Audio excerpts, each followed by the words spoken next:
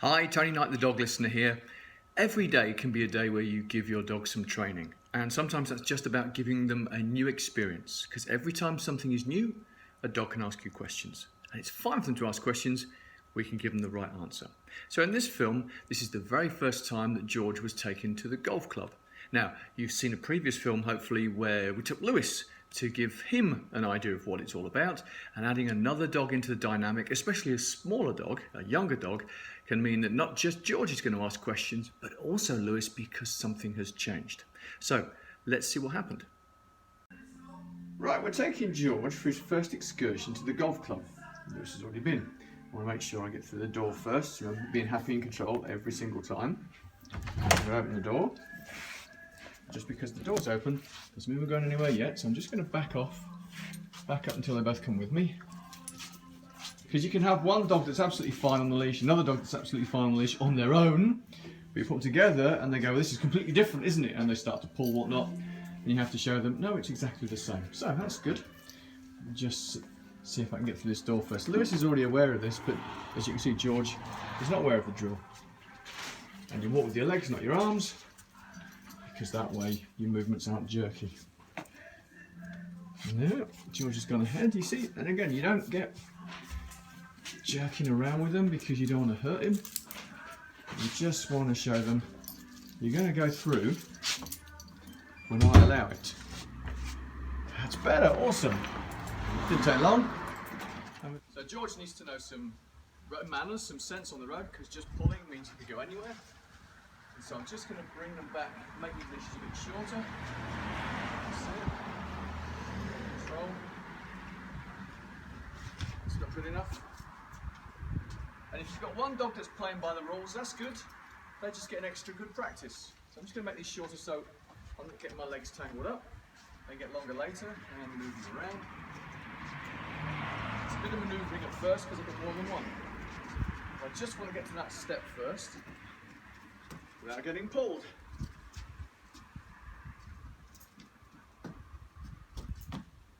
Ooh, nearly, you thought about it. This is where you do the groundwork, and if you get the groundwork in, then your dogs are listening to you. Yep, that's better, good. Now he's pulling again because we've changed. So often dogs, when their surface changes, they go, well, that's completely different now, isn't it? And you have to show them it's exactly the same. Again, I'll just extricate myself from that, and I want to get to the end of this set of paving slabs first.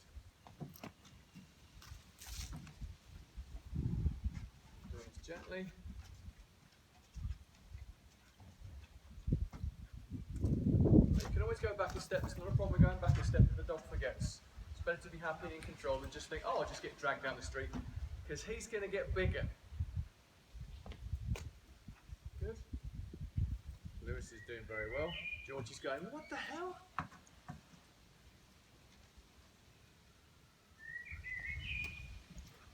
Better. So we made quite a bit of progress there, but I'm just going to go back. So I got for the second one, that's good. So a step at a time, good. I'm going to be strict at first. Strict in my mind, anyway. Good, first step. Second step. Oh, George, dude. This is where a 5-minute exercise means you may not actually go far away from your home, but that's okay, because as long as you're happy and in control, you can make little advancements.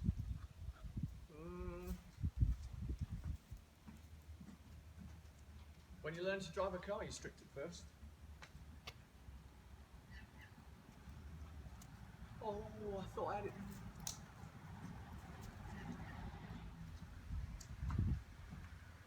Hey, third step, fourth step, fifth step. I'm going to just do a little bit of work here now, but I got to the fifth step already.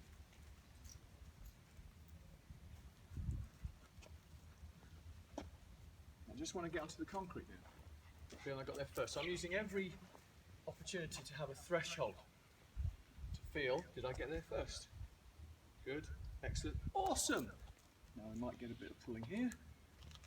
As we are, indeed we are. So now it's another place for me to go. I make the decisions again, guys. This is where you use your legs. You've got your power in your legs, not in your arms. You're going to get jerk them about. You can hurt yourself. But I just want to show them, yes, I know we've got here, but it still doesn't mean you make the decisions. When I feel they're walking nicely, we can make more progress. Okay, we've made good progress, but now we're at a road. We want our dogs to have road sense. I'm not going to ask them to sit, that's not important. I just want them to wait. So we'll treat this as a threshold again. See if I can get there first. And I stop. The dog goes ahead. Try that again, just the same as back there. I want the dog to think I don't go forward, because even if I stop at the right place, with a leash, a dog can go a bit further and could get hit.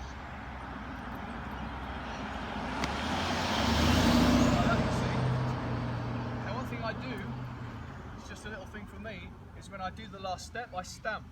That's not to distract them, it's just to give a little signal that when you hear the stamp, you stop. As you can see, Lewis got it, but of course George doesn't know this yet, and George saw a little seed thing there.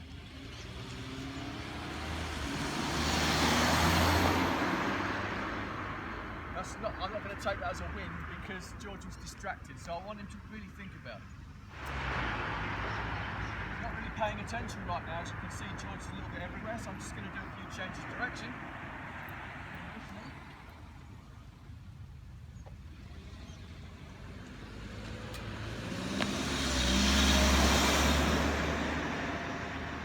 So you've got to be careful with a dog. If it just wanders ahead of you, that's better, but there's a car coming, that's good.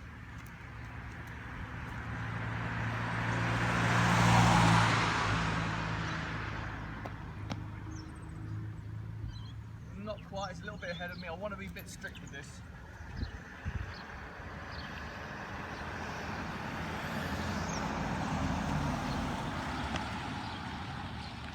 Good, I'll take that, and now we can come over. Better to be safe than sorry. They'll learn this quite quickly. Another thing you can do, of course, is to introduce a word such as wait to help them to know when it's the right time to stop. So we're going to do that now. Wait. See, he doesn't understand the word yet. So, do that again. You incorporate it and then wait. Good dogs, go fast. And that's like the stamp of the foot, it's a signal. Getting back, happy and in control is just as important as going. Tries to pull. I've got Lewis here, so there's a temptation. This is good for people who have dogs, that when they see each other, drag their humans towards each other. You can practice one being the central pillar, like we are here, and the other one only getting there when they let the human get there first. And then vice versa. You can practice this in your house or in your garden even.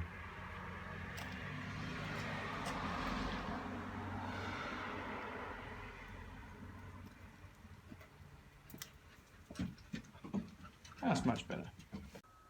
Now, what was really good about that excursion was that it also gave me an opportunity to give George an idea of road sense. Dogs don't understand the idea of traffic, cars going past. And some of them can just wander into traffic without thinking about it because they don't know what it is. So just giving him the idea that stopping when we get to a threshold, which you start also just at the front of the house, gives them an idea of how it happens, how it works, and then when you do it in the big wide world, they already know what it's about. So there's more to that stopping at the threshold than just showing the dog, you don't go before I do. It's also getting them prepped for when you have to do it in the big wide world. Think about learning to drive a car. How many times did you practice reverse parallel parking until you got it, and aren't you glad you know how to do it now in case you ever need it in the real world? So real life lessons can be happening every day, just in little excursions like that. Use them. Okay? Thanks for watching.